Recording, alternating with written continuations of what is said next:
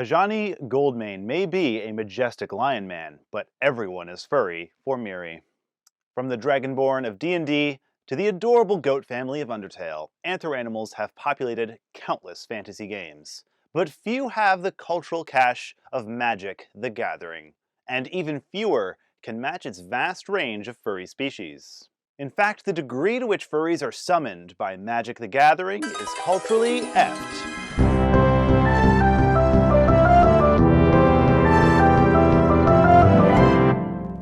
Magic lore has more furries than you can shake a bolt at. Wrong bolt. There we go. First released in 1993, Magic: The Gathering is the world's most popular collectible card game. Magic is a game of cards, which hold within them mighty spells and powers undreamt of on the mortal plane.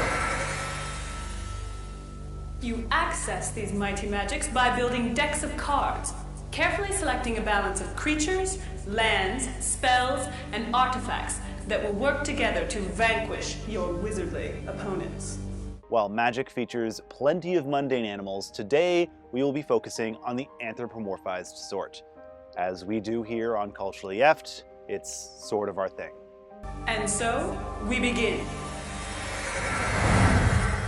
Since the game's inception, anthro cats in Magic have been depicted as agile warriors with an aversion to wearing very much clothing. They're easily the most common type of anthro seen in the game, seen on various planes ranging from the serene healers, to artifact artisans, to pterodactyl riding badasses. Wherever the game needs to show ferocity and intelligence, you'll find anthro cats. Of course, we can't talk about furries in Magic: The Gathering without talking about the big cat herself, Miri. Miri is one of the most recognizable characters in the entire game. The legendary leopard is presented as an unparalleled warrior with a connection to nature and unrelenting commitment to justice. Basically a furry Aragorn, right down to the D&D Ranger class. She's been depicted on dozens of cards by a broad swath of artists, from Howard the Duck creator Val Mierik, or the furry fandom's own Susan Van Kamp. Miri is also the single most unlucky character in all of Magic. Cast out of her tribe as a cub for having different colored eyes, she was raised by a sentient forest and falls in unrequited love with the Weatherlight Saga's main character, a human named Gerard. When he flies off to save the multiverse, she follows him with unflinching loyalty against the Phyrexians, who are basically the Borg if designed by David Cronenberg. When Gerard falls in love with another human, Miri overcomes her resentment out of love for him, even befriending his new lover. Her life takes a turn for the worse when the heroes adapt Krovax, a metal band music video, in human form. In spite of her mistrust, Miri is gravely wounded, saving him from his evil guardian angel. Krovax becomes a vampire and kills her in his quest to become as dark and edgy as possible. But even death was not the end of Miri's terrible luck. The time spiral block sees her resurrected by timeline crossover shenanigans. Edgelord Krovax becomes a hero, and the heroic Miri turns into an evil vampire who commands a goblin army, but not even in a cool way. She gets the gross kind of goblins, not the singing kind like from Labyrinth. It took another 2 decades for Miri's luck to turn around. In the Commander 2017 set, she makes a return with a brand new card and more clothes than ever before. Clearly, creating a 20-year story arc isn't easy for a tradable card game. Someone at Magic's office really likes cat people. Miri is appealing in part because rather than whining about the beating the plot dishes out to her, she charges on, all the more determined to fight on the side of justice. A central tenet of the likable hero is that she is not defined by her setbacks, but overcomes them through valor and determination. So determined! The game has featured various other feisty felines, like Lord Windgrace, a regal panther planeswalker, and Paraj, an assassin who dresses like Madonna got bored in a department store cookware section. And of course, we would be remiss not to mention newcomer and furry heartthrob Ajani Goldmane. He's a beefy lion planeswalker with a non-standard coat color and a scar across one eye, so he's mimetically engineered to drive furries wild. He's bigger and cuddlier than any other Gatewatch planeswalkers, his healing magic and protective nature making him something of Team Dad. Like Miri, he's a fierce paragon of heroism, even fighting her ancient enemies, the Phyrexians. I hope I'm getting that right. Phyrexians? Phyrexians? As one of the main characters of the new storyline, he's sure to become a favorite for years to come.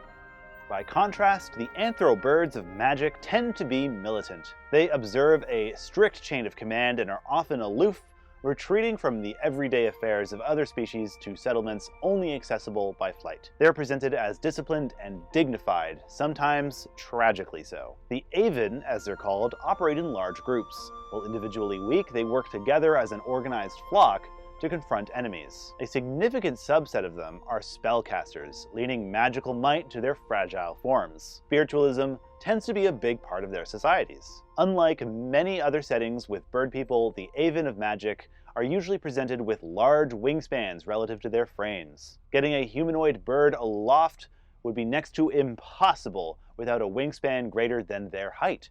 So props to Wizard of the Coast on this one. For the humanoids of the scaly persuasion, magic offers the Viashino. They're always red, pairing fire and lightning with tooth and scale. They have an innate connection to dragons. Since magic tries to keep dragons expensive and powerful, they find a niche in the ecosystem as lower-tiered red creatures. In a fun twist, they're given an Ottoman Empire-style flair. Their leader's called Beys, an old and formal Turkish form of address. They also have a fondness for magical machinery, especially the dangerous kind. Though occasionally civilized, they're still more willing to turn you into a kebab if you cross them. Magic has occasional dog people, mostly in the Tarkir sets. The game has surprisingly few anthro dogs. When they do appear, they're presented as integrated into human society and working as part of a pack or platoon. A few are depicted as stray scavengers, but even they are working for a larger society. Overall, what little we see of them fits into the dog archetype of loyalty, with a magical twist, of course. The plane of Amonkhet has anthro jackals. They're desert-dwelling warriors. They're often born as twins, which forms an important part of their culture and even their martial arts. If you've been watching culturally after the last few thousand years, you'll notice they bear a strong resemblance to our old friend Anubis. And furries love Anubis. Far more common are werewolves. The werewolves of magic are savage and wild with very few exceptions. They run amok and attack with mindless fury. Lycanthropy is an overclocked rabies, a disease deadly to even those who can't catch it. Some werewolves have been cured of their affliction, but once you go furry, you never go back. The Wolfbeer are anthro wolves full-time and mighty allies of good, which is handy because they have to fight Lovecraftian elder gods. They're somewhat limited in their sneak attack ability, however, by the fact that they're constantly emitting light. Another interesting exception to Magic's werewolves are savages rule, Arlen Khord is a werewolf who managed to mostly control her transformations. Though she eventually becomes a Planewalker, she retains the ability to transform. Her condition gives her a rare sympathy for her fellow werewolves who are hunted as dangerous monsters rather than treated as cursed victims. She joins the fight against the Eldrazi in the hope of a better future for her kind. Magic has a few other species that appear from time to time. Sneaky rat folk prowl Kamigawa, some seeking honor, but most with less lofty goals. Naga and Minotaurs prowl out of mythology and into Magic decks from time to time as well. These races haven't yet been given the same level of lavish cultural detail. We just don't know much about them, aside from that Minotaurs have a thing about people playing the didgeridoo, but really who doesn't? Also hailing from Kamigawa, the majestic moonfolk have bunny ears. This may seem random, but many cultures, including Japan, traditionally see a rabbit in the moon instead of a face. We're including them here for the sake of completion, but they're not what most would think of as bunny people. The kitsune from this set likewise bear little resemblance to foxes. We just talked about foxes in last week's episode. So what are we to make of the prevalence of anthros in Magic the Gathering? For one, some of these creatures are established figures of fantasy lore. Just about anyone can tell you what a werewolf looks like, which frees up the game to either play into or subvert those expectations. Animal characters are also a fast and reliable way to signal what to expect from your audience. Birds fly, wolves live in packs, cats are curious. Giving those qualities to a sentient character instantly forms that connection. What about the popularity of Magic amongst furries? Magic is especially popular in the furry fandom, and the anthro characters are only part of the appeal. You can find a game going on at all hours at about any convention. It functions as a sort of social scaffolding for building relationships. Just walk up to someone else who has a deck and ask if they want to play. You can get to know them a little, and yet you don't need to think of something to constantly have to talk about. You might even come away with an understanding of their personality from how they built and played their deck. And if it turns out they're just a jerk who plays an infinite Mindslaver deck against newbies, at least the games are only 20 minutes. Tempo, our guest writer for this episode, was once invited to guest of honor at the Brazilian furry con of Bando. For logistical reasons, Magic cards are unusually expensive in Brazil, so he brought a suitcase full of furry Magic cards and ran a tournament. The result was an instant replication of how furries use Magic to break the ice at events in North America. He did write Wizards of the Coast later to apologize for flooding the local metagame with furry. Bronies, of course, have the added bonus of My Little Pony being a Hasbro property, which leads to some interesting tips of the hat between the two properties. So whether you've been playing since Alpha, or you're just getting curious about the game, it can be a great way to put yourself out there without going out on a limb, especially if you want to make new furry friends with the lore you just learned in today's episode. If Magic is too big to get into, I understand. It's daunting and not easy to get into if fantasy card games aren't your thing. Check out the other furry games Room Party or Nordgard for a more casual social furry card game. This episode of Culturally Eft was guest written by Tempe O'Kun. Check out his award-winning books Six is Wild and Windfall in the description. He also played a heavy hand in designing the card game Nordgard that goes along with a companion comic series by Blotch. I have been your host, Arrkay. Don't forget to untap, upkeep, draw, and subscribe. Thanks for watching.